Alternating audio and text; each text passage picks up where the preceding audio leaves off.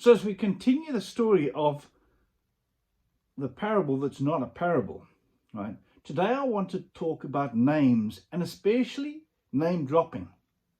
You see, when we meet somebody famous and important, we tell people because they recognize the name. But in other places, we don't give people a name.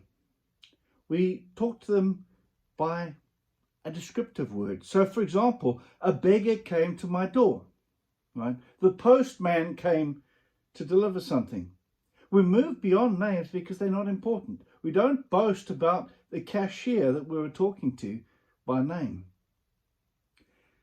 Names are so important. And in the Jewish context, the Pharisees were well known by name, whereas the rest of the people, particularly the beggars on the street, didn't get known by names, but by their titles. You're a beggar or a leper or a Samaritan or something like that. Now we come to Jesus, and he tells a story, this parable that's not a parable. He says, there was a rich man who was dressed in purple and fine linen, and who feasted sumptuously every day. And at his gate lay a poor man named Lazarus, covered with sores, who longed to satisfy his hunger with what fell from the rich man's table, even the dogs would come and lick his sores. And so Jesus paints these two characters, but he only gives one name.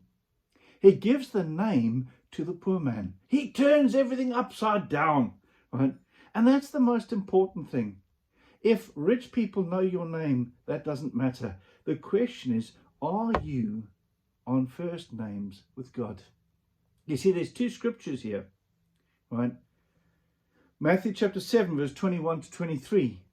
Not everyone who says to me, Lord, Lord, will enter to the kingdom of heaven, but only the one who does the will of my Father in heaven.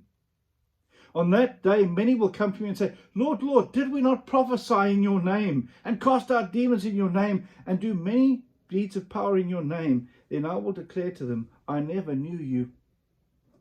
Go away from me, you evildoers. And then Isaiah 43, verse 1 to 2. But now thus says the Lord, who created you, O Jacob, who formed you, O Israel, do not fear, for I have redeemed you. I have called you by name, and you are mine. So today, just remember, the most important thing is not to be known by the world, but that God knows your name and speaks it favorably.